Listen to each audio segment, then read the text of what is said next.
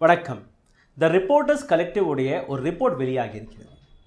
State Bank of India எந்த அளவில் supreme court of இந்தியாவிற்கு முன்பு பொய் பேசியிருக்கிறார்கள் என்கிற அந்த அனைத்து டேட்டாவும் என் கையில் இருக்கிறது. த ரிப்போர்ட்டர்ஸ் கலெக்டிவ் உடைய ஜேர்னலிஸ்ட் நிதின் சேட்டி மற்றும் தபஸ்யா இந்த இரண்டு நபர்களுமே சேர்ந்து இந்த ரிப்போர்ட்டை தயாரித்திருக்கிறார்கள். When asked to get electoral bond data, SBI limps before Supreme Court but bolts for government. State Bank of இந்தியாவிடம் சுப்ரீம் கோர்ட் டேட்டாவை கேட்டபோது யாரிடமிருந்து நீங்கள் அந்த எலக்ட்ரோரல் பாண்டை வாங்கினீர்கள், யாருக்கு நீங்கள் விற்றீர்கள், யாருக்கு நீங்கள் என்கேஷ் செய்தீர்கள், எவ்வளோ டெனாமினேஷன், எத்தனாம் தேதி அந்த எலக்ட்ரோரல் பாண்ட் விற்கப்பட்டது, அனைத்து டேட்டாவுமே 2019 ஆண்டிலிருந்து 2024 ஆண்டு பிப்ரவரி 15 தேதி வரை அனைத்து டேட்டாவுமே நீங்கள் எலெக்ஷன் கமிஷன் ஆஃப் இந்தியாவிடம் கொடுக்க வேண்டும். அதை நீங்கள் பப்ளிக் டொமைனில் பப்ளிஷ் செய்ய வேண்டும் என்ற அந்த விஷயத்தை கூறிய போது ஸ்டேட் பேங்க் ஆஃப் இந்தியா நேரடியாக சுப்ரீம் கோர்ட்டிடம் போய் ஜூன் 30 தேதி வரை எங்களுக்கு அவகாசம் கொடுங்கள் ஐயா என்று கூறினார்கள். இதை தாண்டி நீங்கள் பார்த்தீர்கள்னா ஏன் ஸ்டேட் பேங்க் ஆஃப் இந்தியா எந்த விதமான பதிலும் கொடுக்க மறுத்து வருகிறது என்கிற அந்த கேள்வி பல்வேறு இடங்களிலிருந்து கேட்கப்பட்டது. த ரிப்போர்ட்டர்ஸ் கலெக்டிவ் காமடார் லோகேஷ் பத்ரா அவர் கொடுத்த பல்வேறு சீரீஸ் ஆஃப் இன்ஃபர்மேஷன், இதற்கான ஒரு தனியாக நாளைக்கு ஒரு வீடியோ போட போகிறோம், எந்த விதமான இன்ஃபர்மேஷனை கொடுத்திருக்கிறார்கள். இந்த பதிவிலும் பல்வேறு டீட்டெயில் இன்ஃபர்மேஷன் உங்களுக்கு வரப்போகிறது. லோகேஷ் பத்ரா 2019 20 ஆண்டு வரைக்கான பல்வேறு எலக்ட்ரோரல் பாண்டுக்கான டேட்டாக்களை கேட்டிருந்தார். அவர் கையில் இருக்கக்கூடிய பல்வேறு விஷயங்களை நீங்கள் பார்க்கும்போது நேரடியாக ஸ்டேட் பேங்க் ஆஃப் இந்தியாவுடைய பல பொய்கள் உடைந்து போயிருக்கிறது. 48 மணி நேரத்திற்குள் அரசாங்கம் எங்கே தான் அந்த எலக்ட்ரோரல் பாண்ட் இஷ்யூ ஆனதோ, எந்த அரசியல் கட்சிக்கு போயிருக்கிறதோ அனைத்து டேட்டாவையுமே அனைத்து ரெக்கார்டையுமே ஃபைனான்ஸ் மினிஸ்ட்ரி கேட்டு வைத்திருக்கிறார்கள். Union finance ministry Bekoing was able to collect the data on electoral bond from across the country, நாடு முழுவதும் within 48 hours. 48 மணி நேரத்திற்குள் ஃபைனான்ஸ் மினிஸ்ட்ரி இந்த அனைத்து டேட்டாவையுமே சேகரித்திருக்கிறது. என் கையில் இருக்கக்கூடிய இந்த டேட்டாவை பாருங்கள், உங்களோட டிவி ஸ்க்ரீனிலும் இதே டேட்டா இருக்கிறது. இந்த டேட்டாவை நீங்கள் பார்த்தீர்கள் உங்களுக்கு புரிய வரும். பெங்களூர், போபால், சண்டிகர், சென்னை, காந்திநகர், குவாஹாட்டி, ஜெய்ப்பூர், கல்கட்டா, லக்னோ, மும்பை, நியூ டெல்லி இது போன்ற நாட்டில் இருக்கக்கூடிய அனைத்து நகரங்களிலிருந்தும் எவ்வளோ எங்கே பணம் போயிருக்கிறது என்கிற அந்த டேட்டா வெளியாகி இருக்கிறது. அதாவது உதாரணத்திற்கு காந்திநகர் குஜராத் 50 லட்சம் ரூபாய் 5 எலக்ட்ரோரல் பாண்ட் வழியாக, குவாஹாட்டியில் 34 எலக்ட்ரோரல் பாண்ட் வழியாக 2,50,00,000 ரூபாய் அங்கே வசூலிக்கப்பட்டிருக்கிறது. கல்கட்டாவில் நீங்கள் பார்த்தீர்கள்னா 15 எலக்ட்ரோரல் பாண்ட் விற்கப்பட்டது, அதில் 1.5 கோடி ரூபாய். மும்பையில் நீங்கள் பார்த்தீர்கள்னா வெறும் 13 எலக்ட்ரோரல் பாண்ட் 13 கோடி ரூபாய். அப்போது ஒவ்வொரு எலக்ட்ரோரல் பாண்டும் ஒவ்வொரு கோடி ரூபாய்க்கு விற்கப்பட்டிருக்கிறது. புது டெல்லியில் நீங்கள் பார்த்தீர்கள்னா 15 எலக்ட்ரோரல் பாண்ட் 15 கோடி ரூபாயை சம்பாதிச்சு கொடுக்கிறது. மொத்தம் நீங்கள் பார்த்தீர்கள்னா 32 கோடியே 50 லட்சம். இது 2-3 ஸ்டேட்கள் நகரங்களில் மட்டுமே. இது 2018 ஆண்டு வெளிவந்த டேட்டா. 2018/7 2ஆம் தேதியிலிருந்து 11/7/2018 தேதிக்கான அந்த டேட்டா. அதாவது வெறும் 9 நாளில் 32 கோடி ரூபாய் வெறும் 4-5 பேங்குகளில். இது மட்டுமல்ல, இன்னொரு டேட்டாவை நான் உங்களுக்கு எடுத்து காட்டுகிறேன். இந்த எல்லா டேட்டாவுமே அரசாங்கத்திடம் இருக்கிறது. ஆனால் ஸ்டேட் பேங்க் ஆஃப் இந்தியா எங்களிடம் எந்த விதமான டேட்டாவும் இல்லை. நாங்கள் பேப்பர் பேனாவை வைத்து எழுதி வச்சிருக்கிறோம். 22,000 சொச்சம் அந்த எலக்ட்ரோரல் பாண்டுக்கான டேட்டா எங்களிடம் கிடையாது என்று கூறிய அதே ஸ்டேட் பேங்க் ஆஃப் இந்தியா கொடுத்த ரிப்போர்ட் தான் இது. லக்னோ மெயின் பிரான்ச்சாக இருக்கட்டும், கல்கட்டா மெயின் பிரான்ச்சாக இருக்கட்டும், ஜெய்ப்பூர் மெயின் பிரான்ச்சாக இருக்கட்டும், ஜெய்ப்பூர் மெயின் பிரான்ச்சில் 35 எலக்ட்ரோரல் பாண்ட் விற்கப்பட்டது 21 கோடியே 50 லட்சம் ரூபாய்க்கு. கல்கட்டா மெயின் பிரான்ச்சில் 169 எலக்ட்ரோரல் பாண்ட் விற்கப்பட்டது 62 கோடியே 62,000 ரூபாய்க்கான இந்த எலக்ட்ரோரல் பாண்ட். அதே இதில் நீங்கள் பார்த்தீர்கள்ல இன்னொரு 114 எலக்ட்ரோரல் பாண்ட் கல்கட்டா மெயின் பிரான்ச்சில் விற்கப்பட்டது 2019 ஆண்டு நடந்த வெஸ்ட் பெங்கால் தேர்தலும் போது. 30 கோடியே 12 லட்சம் ரூபாய்க்கான இது எலக்ட்ரோல் பாண்ட். மும்பை மெயின் பிரான்ச்சில் 173 எலக்ட்ரோல் பாண்ட் 150 கோடி ரூபாயை சம்பாதிச்சு கொடுத்துருக்கிறது. 150 கோடி ரூபாய். மெயின் பிரான்ச் டெல்லியை நீங்கள் பார்த்தீர்களா 46 கோடி ரூபாய் 56 எலக்ட்ரோல் பாண்டுகள். இப்படி நீங்கள் பார்த்தீர்களா எத்தனை ஆயிரம் கோடி ரூபாய். மொத்தம் 733 எலக்ட்ரோல் பாண்ட் வழியாக அரசியல் கட்சியிடம் நிதியாக போன அந்த தொகையை நீங்கள் பார்த்தீர்கள்னா 401 கோடியே 73,25,000 ரூபாய்க்கான எலக்ட்ரோரல் பாண்ட் அங்கே தெளிவாக எழுதப்பட்டிருக்கிறது. இந்த அளவில் டேட்டா இருக்கும்போது எப்படி எங்களிடம் எந்த விதமான டேட்டாவும் இல்லை என்று நீங்கள் கூறியிருக்கிறீர்கள். டிஜிட்டல் வழியாக ஃபிசிக்கல் வழியாக எவ்வளோ ரூபாய் நீங்கள் கொடுத்துருக்கிறீர்கள், அனைத்திற்கான டேட்டாவும் இங்கே இருக்கிறது. இதை தாண்டி நீங்கள் பார்த்தீர்கள்னா நீங்கள் எலக்ட்ரோல் பாண்டை வாங்க போகும்போது உங்களிடம் ஒரு சாதாரணமான கேஒய்சி டாக்குமெண்ட்டே வாங்குகிறார்கள். அதாவது ஒரு ஆதார் கார்டோ இல்லை உங்களோட லைசன்ஸையோ இல்லை உங்களோட பாஸ்போர்ட்டையோ இது போன்ற ஒரு டேட்டாவை வாங்கி நீங்கள் இந்தியனா என்கிற அந்த அடையாளத்தை மட்டும் பார்த்து நீங்கள் கொண்டு போன அந்த பணம் எங்கிருந்து வந்திருக்கிறது என்கிற எந்த விதமான டேட்டாவையும் எந்த விதமான இன்ஃபர்மேஷனும் அவர்கள் கேட்டு தெரிஞ்சு கொள்வதில்லை. பணத்தை கொடுத்தால் போதும், அந்த பணத்தை நாங்கள் ஒரு பாண்டாக மாற்றி உங்கள் கையில் கொடுத்து விடுவோம். அது சைனாவுடைய பணமாக இருக்கட்டும், பாகிஸ்தானுடைய பணமாக இருக்கட்டும், தீவிரவாத இயக்கத்தோடைய பணமாக இருக்கட்டும், எந்த பணமாக இருந்தாலும் அந்த பணம் எங்கிருந்து வந்தது என்கிற அந்த சோர்ஸை நாங்கள் கேட்க மாட்டோம். அதை பற்றி நாங்கள் இன்கம் டேக்ஸையும் உங்களுக்கு அனுப்ப மாட்டோம். இன்கம் டேக்ஸ் ரெய்டும் உங்களுக்கு நடக்காது. 2018ஆம் ஆண்டு இந்த எலக்ட்ரோரல் பாண்ட் வெளிவரும்போது நேரடியாக வங்கியே கேட்டு வாங்கிய ஒரு விஷயம், எங்களுக்கு சீரியல் கோடு இருந்தால் நல்லா இருக்கும். யூனியன் மினிஸ்ட்ரியிடம் அவர்களே இந்த சீரியல் கோடுக்கான ரிக்வெஸ்ட்டை கொடுத்திருக்கிறார்கள். எலக்ட்ரோரல் பேரர் பாண்ட் ஆப்ரேஷனல் கைட்லைன்ஸ், அந்த இது வந்து அரசாங்கத்தோட டாக்குமெண்ட்ஸ். ஆப்ரேஷனல் கைட்லைன்ஸ் நீங்கள் பார்த்தீர்களா என் கையில் இருக்கிறது. இதில் 2 இடத்துல நான் மார்க் பண்ணி வச்சுருக்கேன். இந்த ஸ்க்ரீனில் நீங்கள் பார்க்கிறீர்கள்.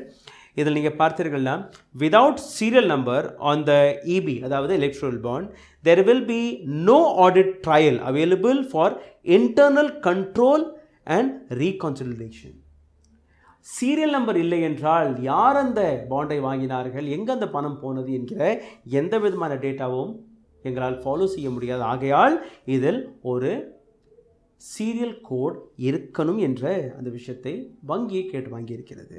Bank may be allowed to put a serial number on the bonds to avoid these complications for the bank and also for the scheme. However, the bank may be advised to keep information highly confidential to prevent its leaking in any way. வங்கி இந்த serial நம்பரை போட்டுக்கொள்ளலாம், ஆனால் அந்த serial number மிகவும் கான்ஃபிடென்ஷியலாக இருக்க வேண்டும். யாருக்குமே அந்த சீரியல் நம்பர் தெரியக்கூடாது. அந்த டேட்டா வங்கியிடம் இருந்தால் போதும். அந்த டேட்டா அரசாங்கத்திடம் ஏற்கனவே ஃபைனான்ஸ் மினிஸ்ட்ரி 48 மணி நேரத்திற்குள் வாங்கிக் கொள்கிறார்கள். ஆனால் அந்த டேட்டா ரொம்பவே சீக்ரெட்டாக வைத்துக்கொள்ளுங்கள். மினிட்ஸ் ஆஃப் மீட்டிங்கில் நீங்கள் பார்த்தீர்கள்னா அந்த பேப்பர் எத்தனை திக்னஸ்க்கு இருக்கணும், 80 GSM பேப்பர் இருக்கணும், 100% காட்டன் இருக்கணும், இது எல்லாமே அவர்கள் எழுதியிருக்கிறார்கள். இதை நீங்கள் பார்த்தீர்கள்னா 2.1.2 இதில் ரொம்பவே ஒரு முக்கியமான விஷயத்தை எழுதியிருக்கிறார்கள். Invisible fluorescent ink can be used for printing number which fluoresces under UV light. Fluorescent ஒரு இன்விசிபிள் இங்கில் அந்த நம்பரை நீங்கள் எழுதலாம். யூவி லைட்டுக்கு கீழே அந்த பேங்க்கெல்லாம் போனீங்கன்னா ஒரு லைட்டுக்கு கீழே வச்சு பார்ப்பாங்க இது வந்து ஒரிஜினல் நோட்டா டூப்ளிகேட் நோட்டான்னு. அதே மாதிரி அந்த யூவி லைட்டுக்கு கீழே நீங்கள் இந்த பாண்டை கொண்டு வச்சிங்கன்னா அதில் ஒரு சீரியல் நம்பர் வரும். இது வந்து ஒரு ஒரிஜினலான பாண்ட். அதை ஃபாலோ செய்வதற்காக அதில் ஒரு நம்பர் இருக்கும். அந்த நம்பரை வச்சு ஃபைனான்ஸ் மினிஸ்ட்ரிக்கு நீங்கள் அனைத்து டேட்டாவையும் கொடுத்து வந்தீர்கள். ஆனால் எங்களிடம் டேட்டா கிடையாது, எங்களுக்கு 4 மாதங்கள் பிடிக்கும் என்று ஸ்டேட் பேங்க் ஆஃப் இந்தியா கூறியுள்ளது. இது மட்டுமல்ல, இதே இடத்தில் நீங்கள் இன்னொரு சில விஷயங்களை பாருங்கள். எப்படி இந்த ஒட்டுமொத்த விஷயத்தை 22,217 எலக்ட்ரோரல் பாண்டுகளை 2019ஆம் ஆண்டு வரை அதற்கான டேட்டாவை நீங்கள் கேட்கும்போது எங்களிடம் இல்லை என்று கூறினீர்கள். அதே போன்று இதே சுப்ரீம் கோர்ட் ஆஃப் இந்தியா 2019ஆம் ஆண்டு இந்த வழக்கு போடப்படும் போது ஸ்டேட் பேங்க் ஆஃப் இந்தியாவிடம் 2017ஆம் ஆண்டிலிருந்து இன்னைக்கு வரைக்கான அனைத்து ரெக்கார்ட்ஸையும் அனைத்து டேட்டாவையும் எங்களிடம் கொண்டு போய் கொடுக்கணும் என்று கூறிய போது அப்படியே கொண்டு போய் ஒரு சீல்டு என்வலப்பில் நீங்கள் கொடுத்தீர்கள். அந்த டேட்டா எங்கே? அன்னைக்கு உங்களால் டேட்டா கொடுக்க முடிந்தது, எந்த விதமான நேர கால அவகாசம் நீங்கள் கேட்கவில்லை. இன்றைக்கி உங்களுக்கு 4 மாதங்கள் தேவைப்படுகிறது. எப்படி? இதே இடத்துல நீங்கள் பார்த்தீர்கள்னா இன்னொரு மிக முக்கியமான இடத்தை நான் குறிப்பிட்டிருக்கிறேன். But the document shows the Union Ministry admitted internally in 2017 that SBI could in real time connect the donor with political party receiving the money when electoral bond come for encashment in the bank. Ministry, Union Ministry நேரடியாக இந்த விஷயத்தை ஒப்புக்கொண்டிருக்கிறார்கள். அதற்கான data என்னுடைய கையில் இருக்கிறது. இந்த டேட்டாவில் ministry of ஃபைனான்ஸே எடுத்து வைத்த விஷயத்தை நீங்கள் பார்த்தீர்கள். உங்களுடைய டிவி ஸ்க்ரீனில் இருக்கிறது. இந்த மாதிரி ஒரு அரசியல் கட்சி அதுக்கு நீங்கள் பாண்ட் கொடுக்கும்போது அந்த பாண்டிற்கான அனைத்து டேட்டாவையுமே எங்களால் பிரட்டி பார்க்க முடியும். எங்களிடம் அந்த அனைத்து டேட்டாவுமே வந்துவிடும். பிரசாந்த் கோயல், JS பட்ஜெட் 28/10/2017 அன்னைக்குள்ள இந்த data. Finance Ministry admitted when the electoral bond is encashed, SBI would know who the donor and the donatee political parties are. யாரிடம் அந்த பணம் வந்தது, எங்கே அந்த பணம் போனது என்கிற விஷயத்தை SBI அவர்களிடம் அந்த டேட்டா இருக்கும் என்று கூறியிருக்கிறார்கள். சிம்பிளாக ஒரு KYCயை வைத்துக்கொண்டாலே போதும். அந்த KYCயை வைத்து அந்த ஹிடன் சீரியல் நம்பரை வைத்து இந்த ட்ராக்கை இவர்களால் செய்திருக்க முடியும். இன்றைக்கி சுப்ரீம் கோர்ட் ஆஃப் இந்தியாவிடம் எந்த விதமான பதிலும் கொடுக்க முடியாமல், மக்களை ஏமாற்றக்கூடிய விஷயத்தை மட்டும் செய்யாமல், சுப்ரீம் கோர்ட் ஆஃப் இந்தியாவுடைய வேர்டிக்டையே அவமதித்திருக்கிறது ஸ்டேட் பேங்க் ஆஃப் இந்தியா. உங்களிடம் நான் ரெக்கார்டு வழியாக ஒவ்வொரு டாக்குமெண்ட்டும் உங்களுக்கு நான் எடுத்து காட்டுகிறேன். The life of electoral bond from printing and redemption is overseen by the specific team, earlier called TBU. Collected information, the government at short notice kept Finance Ministry mandatory in loop thread electoral bond.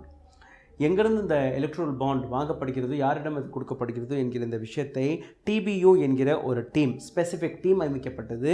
அவர்களுடைய வேலை இந்த அனைத்து டேட்டாவையும் நீங்கள் collect செய்து வைத்திருக்க வேண்டும் என்கிற அந்த விஷயம். அதற்கான லெட்டர் உங்கள் கையில் இருக்கிறது. ஸ்டேட் பேங்க் ஆஃப் இந்தியாவுடைய இந்த லெட்டர் நம்பர் TBU, அந்த சீரியல் நம்பர் மேலே நீங்கள் பார்க்குறீங்க. Electoral bond scheme 2018, cost of printing of EB by ISP Nasik is 1,67,01,720. Regarding the payment of cost printing, please refer to our undernoted letter copies. அந்த record உங்களிடம் இருக்கிறது. எவ்வளோ ரூபாய், எங்கே நீங்கள் கமிஷன் கொடுத்தீர்கள், அந்த ரெக்கார்டுடைய டேட்டா இங்கே இருக்குது. அதற்கான அடுத்த பக்கமும் இங்கே இருக்குது. யார் இந்த நபர், கையெழுத்து போட்ட நபர்? Chief general manager TBU. இந்த அளவில் டேட்டாஸ் இருக்கும்போது ஏன் எலெக்ஷன் கமிஷன் ஆஃப் இந்தியாவும் அமைதியாக இருக்கிறது, ஏன் இந்த நாட்டு சுப்ரீம் கோர்ட் ஆஃப் இந்தியாவும் அமைதியாக இருக்கிறார்கள்? இது மட்டுமல்ல, இந்த இடத்துல நீங்கள் பார்த்தீர்கள்னா out of EBs sold, 10 EBs rupees 1 crore each purchased between 3/5/2018. Another 10 EBs, அதாவது electoral bond worth 1 crore each purchased on 5/5/2018, amounting 20 crore from Bangalore main branch, expired on 18/5/2018 and 20/5/2018 respectively, because none redemption within 15 days from the date of issue. இதில் நீங்கள் பார்த்தீர்கள்னா 10 electoral bond ஒவ்வொரு கோடி ரூபாய்க்கு விற்கப்பட்டது 3/5/2018 ஒவ்வொரு கோடி ரூபாய்க்கான இன்னொரு 10 பாண்ட் விற்கப்பட்டது. இது பெங்களூர் மெயின் பிரான்ச்சில் விற்கப்பட்டது 18/5/2018 25 வரை. இதில் நீங்கள் பார்த்தீர்கள்னா 15 நாட்களுக்குள் அந்த பணத்தை ரிடீம் செய்ய முடியாமல் அதை ரீஷூம் செய்திருக்கிறார்கள். அதற்கான டாக்குமெண்ட் உங்களுக்கு முன் நான் எடுத்து வைத்திருக்கிறேன். இதை மட்டும் இல்லை, இது போன்ற எத்தனை டாக்குமெண்ட்ஸ்களை நான் உங்களுக்கு எடுத்து காட்டுவது? ஸ்டேட் பேங்க் ஆஃப் இந்தியா எங்களிடம் எந்த விதமான டேட்டாவும் இல்லை என்று கூறிவிட்டார்கள். ஆனால் அதே நேரத்தில் நான் உங்களுக்கு இன்னொரு டேட்டாவும் எடுத்து காட்டுகிறேன். இதுவும் State Bank of India joint secretary budget எழுதிய இந்த கடிதம். இதில் நீங்கள் பார்த்தீர்கள்னா SBI sought Finance Ministry permission to share electoral bond data with the public. இது வந்து பப்ளிக்கிடம், ஃபைனான்ஸ் மினிஸ்ட்ரியிடம் போய் ஸ்டேட் பேங்க் ஆஃப் இந்தியாவே எலெக்ஷன் கமிஷன் ஆஃப் இந்தியாவிற்கு இந்த டேட்டாவெல்லாம் கொடுத்துடலாமா, இந்த மாதிரி ஆர்டிஐ எல்லாம் போடப்படுகிறது. இந்த பப்ளிக் அனைத்து டேட்டாவையும் கேட்டிருக்கிறார்கள். இதை எப்படி செய்யலாம் என்கிற அந்த விஷயத்தை அவர்கள் விளக்கமாக கேட்டிருக்கிறார்கள்.